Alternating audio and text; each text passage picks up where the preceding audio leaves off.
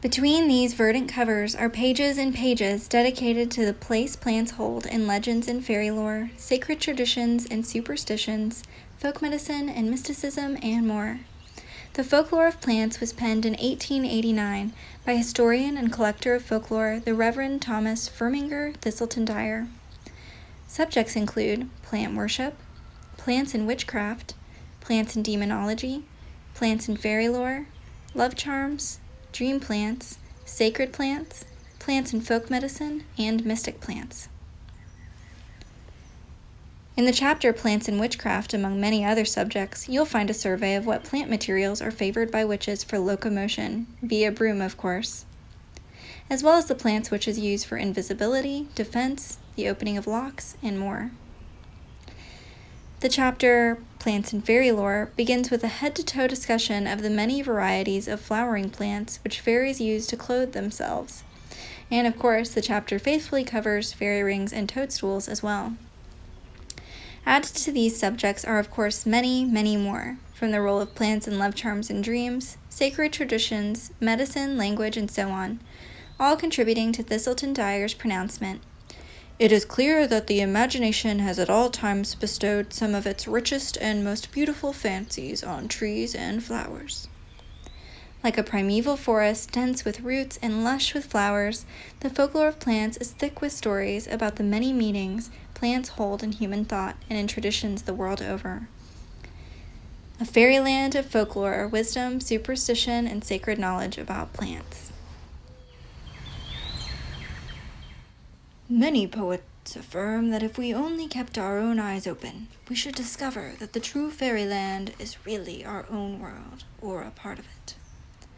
So the poet Alfred Noyes writes in his circa 1910 treasure trove of fairy poetry, The Magic Casement, in sections entitled The Fairy Life, Witches' Cauldrons and Blasted Heaths, Come Unto These Yellow Sands,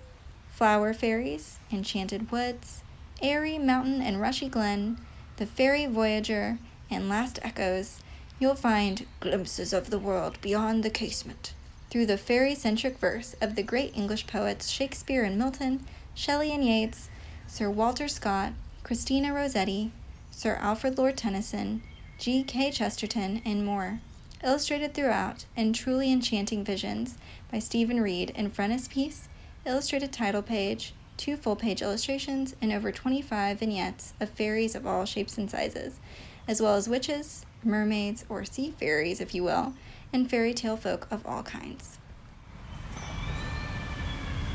There is scarcely an invention of man that is not its prototype in nature. In this 1907 edition of Nature's Teachings, the best-selling parson naturalist of the Victorian era, Reverend John George Wood, displays the close connection between nature and human invention. Indeed, how nature anticipates human ingenuity through biomimicry.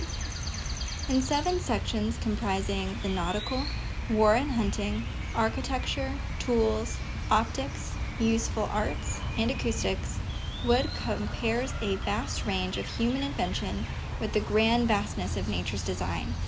with examples as varied as the way a dovetailed box resembles the sutures of the skull, to the way his roof tiles resemble the wings of a butterfly in the shell of a tortoise,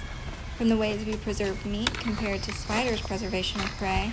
to the way the tube of the hookah resembles the trachea of a dragonfly larva, all abundantly illustrated in over 300 illustrations comprising over 750 figures. Each example, from the remarkable to the amusing, will have you looking at the world around you with new eyes, perhaps joining in Wood's declaration. The great discoveries of the future will, therefore, be those who will look to nature for art, science, or mechanics, instead of taking pride in some new invention and then finding out that it has existed in nature for countless centuries.